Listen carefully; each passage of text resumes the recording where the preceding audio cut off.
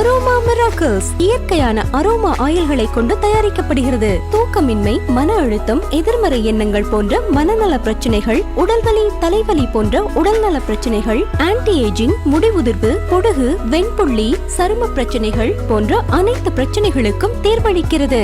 Aroma miracles.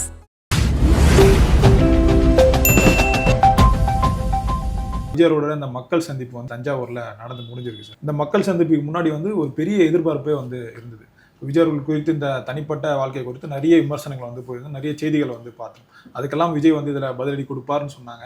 ஆனால் அந்த மாதிரி எந்த ஒரு விஷயமும் இல்லை, அமைதியாக அது கடந்து போயிட்டாரு. அதாவது ஒரு அரசியல் கட்சியினுடைய பொதுக்கூட்டத்தில் தன்னுடைய குடும்ப விஷயத்தை வந்து ஒருத்தர் பேசுவார்னு எதிர்பார்க்கறது இருக்குல்ல, அதை விட முட்டாள்தனம் எதுவுமே கிடையாது. அநேகமாக இந்த அக்கப்போருக்கு அலையிற கூட்டம்னு ஒன்று சொல்லுவாங்க, என்ன அந்த மாதிரியான ஆட்களுடைய எதிர்பார்ப்பாக தான் அது இருக்குன்னு நினைப்பேன். அவருடைய விவாகரத்தை பொறுத்த வரைக்கும் அவருடைய மனைவி சங்கீதா செங்கல்பட்டு குடும்ப நல கோர்ட்டில் வந்து ஒரு இது கொடுத்துருக்காங்க, மனு கொடுத்துருக்காங்க. அதில் சில விஷயங்கள்லாம் அவங்க மென்ஷன் பண்ணியிருக்காங்க. இப்போ விஜய்க்கு வந்து பார்த்திங்கன்னா ஏப்ரல் 21 மாதிரி ஏதோ ஒரு டேட்டு அனுப்பிச்சிருக்காங்க. அந்த தேதியில் அந்த நீதிமன்றத்தில் அவருடைய தரப்பு அவர் வந்து சொல்ல போகிறாரு. அங்கு தான் அவர் சொல்லணும், ரைட்டா? அதை வந்து ஒரு பொதுவெளியில் வந்து அவர் பேசுவார் அல்லது சொல்லணும் அப்படின்னு எதிர்பார்க்குறதே ஒரு முட்டாள்தனம் இல்லையா? அந்த முட்டாள்தனத்தை அவர் செய்ய மாட்டார். அதுக்கப்புறம் எல்லாருக்கும் என்ன ஒரு எண்ண ஓட்டம் அப்படின்னா, நாம் நினைக்கிறத விஜய் பேசணும், நாம் நினைக்கிற மாதிரி விஜய் செயல்படணும் அப்படின்னா அது எப்படி சாத்தியம்? அதனால் அதுக்கு வாய்ப்பே இல்லை. இன்னொன்று, தன்னுடைய அரசியல் மேடையை இந்த சொந்த விஷயங்களுக்கு விஜய் வந்து எந்த காலத்திலையும் பயன்படுத்திக்க மாட்டார். அது ஒரு நாகரிகமான விஷயமும் இல்லை. அதுக்கப்புறம் பார்த்தீங்கன்னா, இப்போ விஜய் தஞ்சையில் நடந்த இந்த கூட்டத்தை எடுத்துக்கிட்டிங்க அப்படின்னா, அது வந்து ஒரு மக்கள் சந்திப்புன்னு நம்ம சொன்னாலும் உண்மையில் அது மக்கள் சந்திப்பே இல்லை, அந்த கட்சியினுடைய நிர்வாகிகள் கூட்டம் தான். நீங்கள் தெரியும், காவல்துறை கொடுத்த அந்த பல்வேறு நிபந்தனைகள் அடிப்படையில் இந்த மேற்கூரை எல்லாம் போட்டு அங்கே கூட்டம் நடத்தினாலும் அதில் பல இடங்கள் காலியாக இருக்கிறத நம்ம பார்க்கலாம். ஆனால் உண்மையில் பார்த்தீங்கன்னா விஜய் பார்க்குறதுக்கு அனுமதி கொடுத்துருந்தாங்கன்னா அந்த இடத்த எப்படி இருந்திருக்குங்கிறது நம்ம எல்லாருக்குமே தெரியும். அதே நேரம் நிபந்தனைகளுக்கு உட்பட்டு நடத்துறதுனால 5000 பேர் 4900 பேருங்கிற அளவில் தான் அங்கே கூட்டமே அனுமதிக்கப்பட்டது. ஸோ அந்த கூட்டத்தில் அந்த தொண்டர்களுக்கு உற்சாகம் தர்ற மாதிரி விஜய் பேசுகிறாரு. அதுக்கப்புறம் ஒவ்வொரு பகுதிக்கும் போகும்போது அங்கே இருக்கிற லோக்கல் பிரச்சனையை வந்து அட்ரஸ் பண்ணுவார். அதை அவருடைய வழக்கமாகவே வச்சுருக்காரு.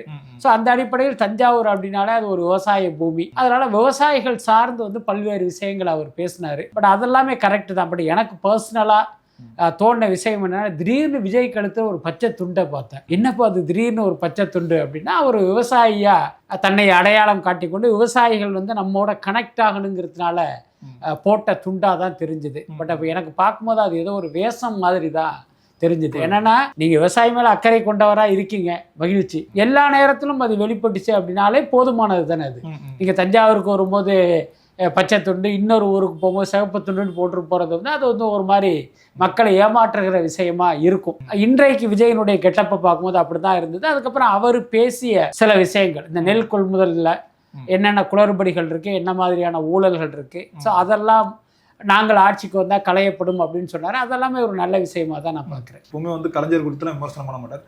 இந்த வாட்டி கலைஞர் குறித்தும் அந்த விமர்சனத்தை வந்து பண்ணுறாரு. இந்த கோபத்துக்கு, அதிக கோபத்துக்கு என்ன காரணம்? ஆக்சுவலி இந்த விஜயனுடைய பேச்சு வந்து ரியாக்ஷன் அப்படின்னு தான் நான் புரிஞ்சுக்கிறேன். ஏன்னா விஜயுடைய தனிப்பட்ட கேரக்டர் எனக்கு தெரியும். ரொம்ப சாஃப்டாக பேசுகிற ஒருத்தர். அவர் வந்து இவ்வளோ ஆக்ரோஷமாக பேசுகிறார் அப்படின்னா அப்போ அவர் ஏதோ ஒரு வகையால் பாதிக்கப்பட்டு அதனுடைய ரியாக்ஷனை வெளிப்படுத்துகிறார் அப்படின்னு தான் நான் புரிஞ்சுக்கிறேன். பட் நான் கேள்விப்பட்ட வகையில் அந்த கரூர் சம்பவத்தில் அவர் வந்து திமுக அரசு மீது ஒரு கடும் கோபத்தில் இருக்கார். அதாவது தன்னை வீழ்த்துவதற்காக நடந்த சம்பவமாக தான் அதை அவர் பார்க்குறாரு. அப்போ அந்த கோபம் நிச்சயமாக இந்த பொதுவெளியில் பேசும்போது வந்து வெளி வரத்தான் செய்யும். அதில் எந்த மாற்றமே இல்லை. அதுக்கப்புறம் இப்போதைக்கு அவருடைய மனைவி விவாகரத்து கேட்ட தொடர்ந்த வழக்கு, அதுவும் இந்த தேர்தலுக்கு சில வாரங்களுக்கு முன்பு கோர்ட்டுக்கு போனது, இதுக்கு பின்னாலும் வந்து ஒரு அரசியல் இருக்கும்னு அவர் ரொம்ப முழுமையாக நம்புகிறாரு.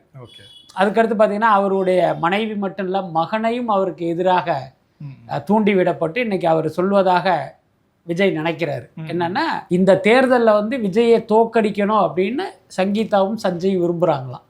ஸோ அப்படி ஒரு தகவல்லாம் அவருக்கு போயிருக்கு. அப்போ இதுக்கு பின்னால் யார் இருப்பா அப்படின்னு யோசிக்கும் போது அவர் அதை அரசியல் ரீதியாக என்ன தன்னை முடக்குவதற்கான முயற்சியாக பார்க்குறாரு. இது எல்லாமே அங்கே வந்து ஒரு கோபமாக வெளிப்படுது. பட் என்னை பொறுத்த வரைக்கும் ஒரு தனிப்பட்ட விரோதத்தை வந்து நம்ம ஒரு பொது மேடையில் காட்ட வேண்டிய அவசியம் இல்லை. நான் அரசியலுக்கு வர்றேன், இதெல்லாம் நான் உங்களுக்கு பண்ணுவேன், ஏற்கனவே ஆட்சியில் இருந்தவர்கள் இதையெல்லாம் பண்ணியிருக்கணும் பண்ணலை அப்படின்னு ஒரு கொள்கை சார்ந்து பேசுவது தான் ஒரு சரியான அரசியலாக இருக்கும்னு நினைக்கிறேன். புரியுது சார். இப்போ அதே மாதிரி அதிமுக திமுக 2 பேரும் டீலிங் வச்சு தான் விஜய் வந்து எதிர்க்கிறதா வந்து சொல்கிறாங்க. கட்சி தொடங்கி ஒரு 2 வருடங்கள் ஆகும் சார், இன்னும் தேர்தலே வந்து போட்டியிடல.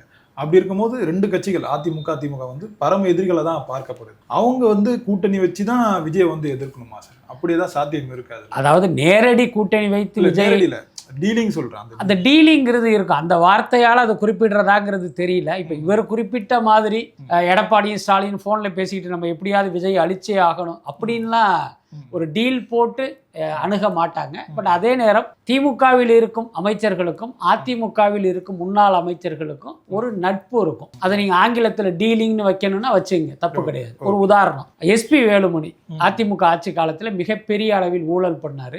முக்கியமாக அந்த கோவையில் என்ன ஒரு ஸ்மார்ட் சிட்டி உருவாக்கத்தில் வந்து பல 100 கோடி ரூபாய் ஊழல் பண்ணதாக திமுகவே சொன்னாங்க.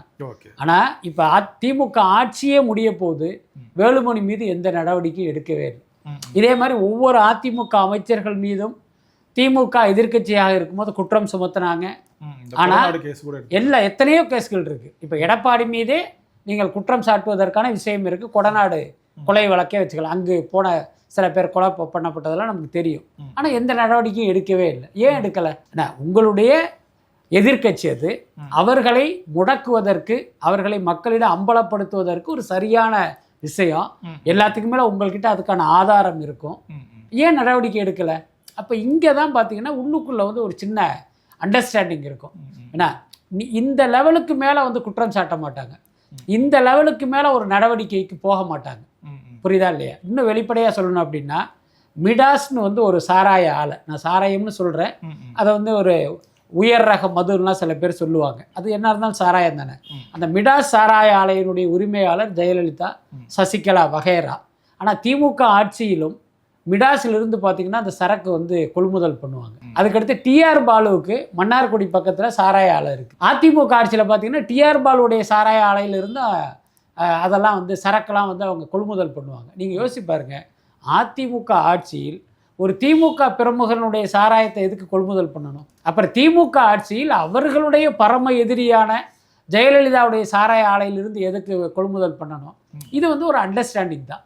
நாங்கள் ஆட்சிக்கு வரும்போது என்ன உங்கள் தொழிலை நாங்கள் பார்த்துக்கிறோம், எந்த நஷ்டமும் இல்லாமல்.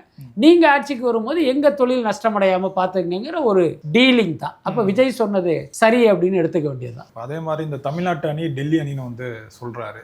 இப்போ இங்கே சென்னையில் இருக்கும் போது வந்து டெல்லின்னு வந்து கூவுது. ஏதாவது ஒரு ஐடி ரைடு வந்துடுச்சுன்னா அவங்களுக்கு வந்து இந்த வெள்ளைக்குடை வந்து பிடிக்கிறாங்கன்னு வந்து. ஆனால் விஜய் அவர்கள் இந்த ஜனநாயகன் பிரச்சனை வந்ததுக்கப்புறம் அது குறித்து பேசாமல் இப்போ தான் அவரே பேசுகிறார்.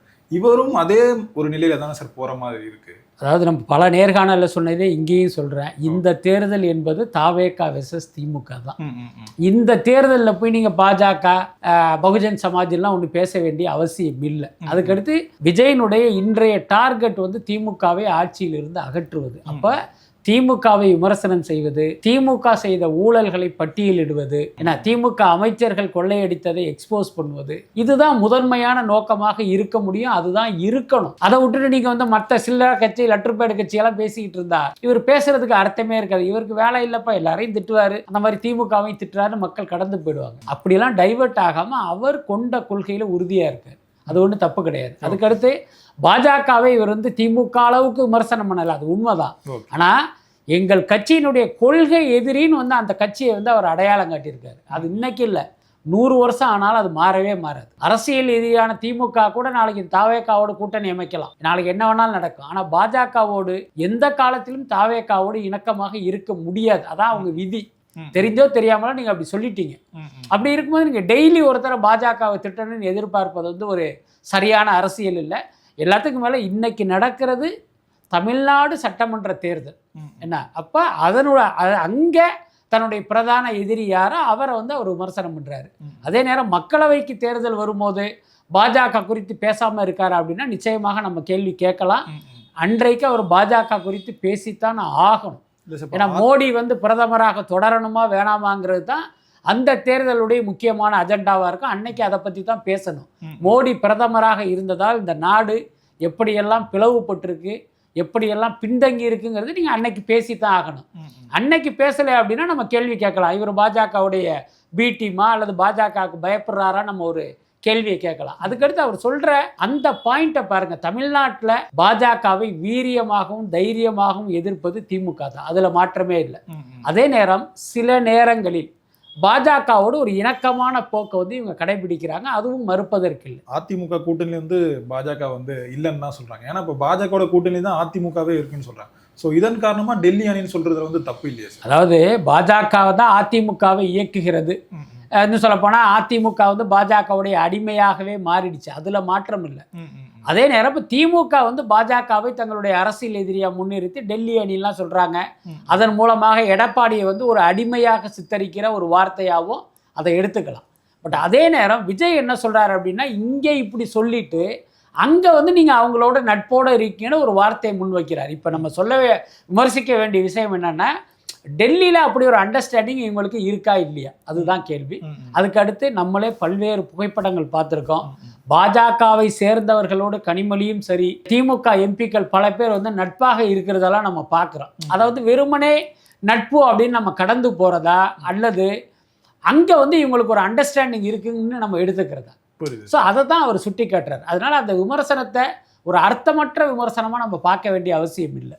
அதே மாதிரி இந்த ஜனநாயகன் படம் குறித்தும் வந்து பேசியிருந்தார் சார். இப்போ பேசுறதுக்கான காரணம் என்னன்னு கேட்கும்போது, படம் வந்து இந்த எலெக்ஷனுக்கு முன்னாடிலாம் ரிலீஸ் ஆகாது, ஆஃப்டர் எலெக்ஷனுக்கு அப்புறம் தான் ரிலீஸ் ஆகும் வந்து சொல்கிறாங்க. ஜனநாயகனை பொறுத்த வரைக்கும் இப்போ ரிலீஸ் கிடையாது, அதில் எந்த மாற்றமும் இல்லை. இப்போவும் பார்த்தீங்கன்னா இந்த மாதம் இன்னைக்கோ நாளைக்கோ சர்டிஃபிகேட் கிடைச்சாலும் ஜனநாயகன் பட தயாரிப்பாளரை பொறுத்த வரைக்கும் தேர்தலுக்கு பிறகு ரிலீஸ் பண்ணுறது அப்படிங்கிற அந்த மனநிலையில் தான் இருக்கார். அதுக்கு என்ன காரணம்னா, தேர்தல் தேதி அறிவிக்கப்பட்ட பிறகு இவங்க ரிலீஸ் டேட்டுன்னு வந்தாங்கன்னா, தேர்தல் ஆணையத்துக்கிட்ட யாராவது கம்ப்ளைண்ட் கொடுத்தாங்கன்னா அவங்க ஒரு குழுவை நியமித்து இந்த படத்தை பார்க்க வைப்பாங்க. இதில் அரசியல் இருக்குது, ஒன்றும் படத்தை ரிலீஸ் பண்ணாத, இல்லைனா இதெல்லாம் கட் பண்ணி போடுங்கன்னு அவங்க சொல்லுவாங்க. படத்தில் திமுக எதிர்ப்பு காட்சிகள் நிறைய இருக்குது. அதனால் எதுக்கு மீண்டும் போய் ஒரு தலையை கொடுப்பானே, சேஃபாக நம்ம தேர்தலுக்கு பிறகு வந்துருவோங்கிற ஒரு முடிவை எடுத்துட்டாங்க. பட் அதே நேரம் தஞ்சாவூர் கூட்டத்தில் ஜனநாயகம் குறித்து விஜய் வந்து ரொம்ப விரிவாகவோ விளக்கமாகவோ பேசுது. எனக்கு நிறைய பிரச்சனைகளை ஏற்படுத்தினாங்க, அதில் ஜனநாயகனும் ஒன்று அப்படின்னு தானே கடந்து போகிறாரு. பட் அதை வந்து ஒரு பெரிய விஷயமா நம்ம பேச வேண்டிய அவசியம் இல்லை. ஏன் விஜய் வந்து ஜனநாயகம் குறித்து பேச மாட்டார்? ஏன்னா பேசினா வந்து பாஜக வந்து அவர் இன்னும் அட்டாக் பண்ணணும், அதனால தான் அமைதியாக இருக்காரு அப்படின்னு சொல்கிறாங்க. அப்படி இருக்கும்போது அதை பேசுறதுல ஒன்றும் தப்பாகிடாது. நல்லா புரிஞ்சுங்க, இப்போ ஜனநாயகன் படம் வரலன்னா உங்களுக்கு எனக்கு ஏதாவது பிரச்சனையா, இல்லை தமிழ்நாட்டு மக்களுக்கு ஏதாவது பிரச்சனையா, இல்லை நம்ம இயல்பு வாழ்க்கை சரியாக போயிட்டு இருக்குல்ல, அப்போ இது வந்து மக்கள் பிரச்சனை கிடையாது, அது ஒரு சமூக பிரச்சனை இல்லை. ஆனால் ஒரு நடிகர் தனக்கு கூட்டம் கூடுதுங்கிறதுனால அதை அட்வான்டேஜாக பயன்படுத்தி தன் படத்தினுடைய பிரச்சனையை வந்து நம்ம மண்டைக்குள்ளே போடுறது இருக்குல்ல, அது வந்து ரொம்ப ரொம்ப ஒரு தவறான விஷயம். அதை வந்து அவர் பண்ணலை. ஸோ விஜய் ஜனநாயகன் குறித்து அரசியல் மேடையில் பேசாததை இந்த ஆங்கிளில் தான் நம்ம பார்க்கணும். அடடா விஜய் பாருங்க தன் பிரச்சனையை நம்மக்கிட்ட கொண்டு வரல, அதை தான் பார்த்துக்கிறேன்னு வந்து அதை ரெண்டை பிரித்து வச்சிருக்காரு பாருங்கன்னு தான் நம்ம அதை பாசிட்டிவாக பார்க்கணும். ஆனால் இங்கே எப்படி ஒரு நேரேட்டிவ் செட் பண்ணுறாங்கன்னா, ஜனநாயகன் படத்தையே இவரால் காப்பாற்ற முடியல, ஜனநாயகன் படத்தை பற்றியே இவர் பேசுறது இல்லை, இவரா மக்கள் பிரச்சனைக்கு பேசுவார், இவரா தமிழ்நாட்டை காப்பாற்றுவார்னு அதை வேறொரு ஆங்கிளில் வந்து அதை திசை திருப்புறாங்க. பட் எனக்கு தெரிஞ்சு அது ஒரு சரியான பார்வை இல்லை. விஜயை பொறுத்த வரைக்கும் ஜனநாயகன் பிரச்சனை உங்கள் பிரச்சனை, அதை நீங்கள் பார்த்துங்க, அதை மக்கள்கிட்ட கொண்டு வராதிங்க அப்படிங்கிறது தான் என்னோட பார்வை. நாங்கள் ஆட்சிக்கு வந்தால் சில விஷயங்கள்லாம் வந்து பண்ணணும்னு வந்து சொல்கிறார். இந்த பயிர்க்கடன் வந்து ரத்து பண்ணணும்னு வந்து சொல்கிறார். இதெல்லாம் வரவேற்கத்தக்க ஒரு விஷயம் தான் சார். இந்த அரிசியை தவிர்த்து மீதி பொருட்கள்லாம் அந்த பாக்கெட்டில் வந்து தரும்னு வந்து சொல்கிறார்ல சார். இப்போ ஏற்கனவே இந்த ரேஷனில் வந்து நிறைய முறைகேடுகள் வந்து நடக்குது. இப்போ பாக்கெட்டில் வரும்போது இன்னும் முறைகேடுகள் வந்து அதிகமாக தானே சார் செய்யும். அதாவது அதை நீங்கள் அப்படி பார்க்கக்கூடாது. ரேஷனில் வந்து உதிரியாக கொடுப்பதால் என்ன ஆகும்னா, அது வந்து தண்ணியில் நனைஞ்சு நமுத்து போகும். அதுக்கப்புறம் அதில் எறும்பு பூச்சிகள் வர்றதுக்கு வாய்ப்பு இருக்குது. அதுக்கப்புறம் இவங்க கலப்படம் செய்து ரேஷன் கடை ஊழியர்களே அதை கொடுப்பதற்கெல்லாம் வாய்ப்பு இருக்குது. நம்மளாம் ரேஷனில் நிறைய பொருட்கள்லாம் வாங்கியிருக்கோம். இப்போ உளுந்து பயிரெலாம் வாங்கும்போது பார்த்தீங்கன்னா அதில் வந்து அந்த பொறுக்குன்னு சொல்லுவாங்க, அந்த வயலில் இருக்கிற அந்த இதை கலந்து விடுவாங்க. இதெல்லாம் வழக்கமாக நடக்கிறது தான். இப்போ நீங்கள் ஒரு பேக்கிங்கில் வரும்போது நிச்சயமாக இந்த மாதிரியான தவறுகள் நடக்காது. அதுக்கப்புறம் எளிதில் கையாள முடியும். புரியுதா இல்லையா? இப்போ நீங்கள் 1 கிலோ உளுந்து கொடுங்க, ஒரு பருப்பு கொடுங்க நீங்கள் வாங்கும்போது, ரேஷன் கடை ஊழியர் வந்து நிறுத்து கொடுக்கும்போது அந்த எடையில் வந்து முறைகேடு செய்வதற்கு வாய்ப்பு இருக்குது. அப்போ மக்கள் ஏமாற்றப்படுறாங்க, மக்கள் சுரண்டப்படுகிறாங்க. அப்போ ஒரு பாக்கெட்டில் வரும்போது பார்த்தீங்கன்னா இந்த மாதிரியான எடை குறைப்புங்கிற ஒரு விஷயம் இருக்காது. அதுக்கடுத்து ஒரு பேக்கிங்கில் வர்றது ஃபுட்டுங்கிறது ஒரு ஹைஜீனிக்காகவும் இருக்கும். ஸோ அந்த அடிப்படையில் தானே அவர் சொல்கிறார். அதை வந்து நம்ம எப்படி ஒரு நெகட்டிவாக பார்க்க முடியும்? அதுக்கு அடுத்து பார்த்தீங்கன்னா ரேஷன் கடையை வந்து ஒரு நவீனப்படுத்துகிற முயற்சியாகவும் இதை நம்ம பார்க்கலாம். இதை அப்படி தான் பார்க்கணும். பெண்களுக்கெல்லாம் வந்து பெண் அடையாளர்கள் வந்து சொல்கிறாங்க சார். எல்லாரும் வந்து எல்லா முட்டையிலும் வந்து அதிகமான ஒரு இதில் தான் இருக்கும். அப்படி இருக்கும்போது அவங்களால எப்படி அது முடியும் சார்? இல்லை, அது வந்து எனக்கு சரியான விஷயமா எனக்கு தோணவே இல்லை. ஏன்னா ரேஷன் கடையில் வந்து பெண்கள் தான் இருக்கணும் அல்லது ஆண் ஊழியர்கள் இருப்பதால் எங்களுக்கு அசௌகரியமாக இருக்குன்னு எந்த பெண்களும் சொல்லலை. அதுக்கடுத்து ரேஷன் கடை அப்படின்னால அரிசி மூட்டை இருக்கும், சக்கரை மூட்டை இருக்கும், உளுந்து மூட்டை இருக்கும். இவர் பேக்கிங்காக கொடுக்கறது அப்புறம். ஆனால் இப்போ பார்த்தீங்கன்னா எல்லாமே மூட்டைகளாக தானே இருக்குது. அதை வந்து எப்படி பெண்களால் கையாள முடியும்? அப்போ ஒரு இடையாளராக பெண்கள், பில்லு போடுறதுக்கும் பெண்கள், இந்த மூட்டை எடுத்து வைக்கிறதுக்கு மட்டும் அங்கே ஒரு ஆண் தேவைப்படுவார்ல. அதனால இந்த இதெல்லாம் ஒன்றும் அவசியம் இல்லைன்னு தான் நான் நினைக்கிறேன். திமுக வந்து இந்த பெண்களுக்கான அந்த வாக்குறுதிகள் வந்து கொடுத்துட்டு இருக்காங்க. அந்த 2000 வந்து கொடுப்பேன்னு சொல்லிட்டு அதிமுகவும் ஒரு தரப்புல வந்து சொல்லிட்டு இருக்காங்க. ஆனால் விஜய் அவர்கள் மாற்றா வந்து இந்த விவசாயிகளுடைய மகன்களுக்கெல்லாம் வந்து இந்த இன்ஜினியரிங் மெடிக்கல்லாம் வந்து அரசே வந்து பொறுப்பேற்கும் வந்து சொல்றாங்க. அதாவது பார்த்தீங்கன்னா நீங்கள் மீன் கொடுப்பதை விட மீன் பிடிப்பதற்கு தூண்டில் கொடுப்பது நல்லதுன்னு சொல்லுவாங்க. இது அந்த மாதிரியான ஒரு விஷயம்தான். அதிமுக என்ன பண்ணுதுன்னா அவங்க பணமாக கொடுப்போம்னு சொல்கிறாங்க. திமுக இன்றைக்கு தன்னுடைய ஆட்சி அதிகாரத்தை வைத்து பணமாக அள்ளி வழங்குறாங்க. இப்போ விஜய் என்ன நினைக்கிறார் அப்படின்னா இந்த மாதிரி பணமாக கொடுப்பதை விட அவர்களுக்கு கல்வியை கொடுத்துட்டோம்னா அவங்களே 10 பேருக்கு உதவி பண்ணுவாங்க. அப்போ இந்த பணத்தை கொடுப்பதை விட கல்வியை கொடுப்பது தான் சிறந்த விஷயமாக அவர் நினைக்கிறாரு.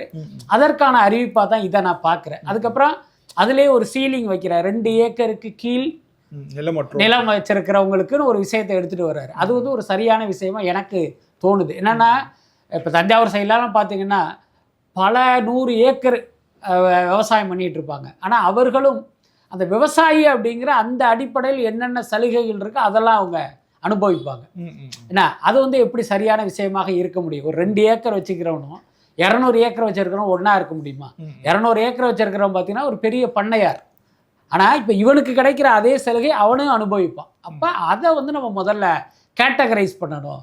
யார் சிறு விவசாயி, யார் பெரு விவசாயி அப்படின்னு கேட்டகரைஸ் பண்ணி சிறு விவசாயிக்கு கிடைக்க வேண்டிய சலுகையும் உரிமையும் அவங்களுக்கு மட்டுமே கிடைக்கணுங்கிற அடிப்படையில் இப்படி ஒரு கேட்டகரைஸ் பண்ணி அவர்களுடைய பிள்ளைகளுக்கான கல்வியை வந்து இலவசமாக தர்றேன்னு சொல்கிறாங்க. அது ஒரு நல்ல விஷயமாக தான் நான் பார்க்குறேன். இல்லை சார், ஆனால் தமிழ்நாட்டில் எத்தனையோ மாணவர்கள்லாம் இருப்பாங்க. அப்படி இருக்கும்போது அவங்களுக்கெல்லாம் இதெல்லாம் கொடுக்கறது வந்து ஒரு சாத்தியமில்லாத ஒரு விஷயம் வந்து சொல்கிறேன். அது எப்படி சாத்தியம் இல்லை? இன்றைக்கி மகளிர் உரிமை தொகைன்னு பணத்தை அள்ளி கொடுக்குறாங்க. அது மட்டும் எப்படி சாத்தியமாகுது?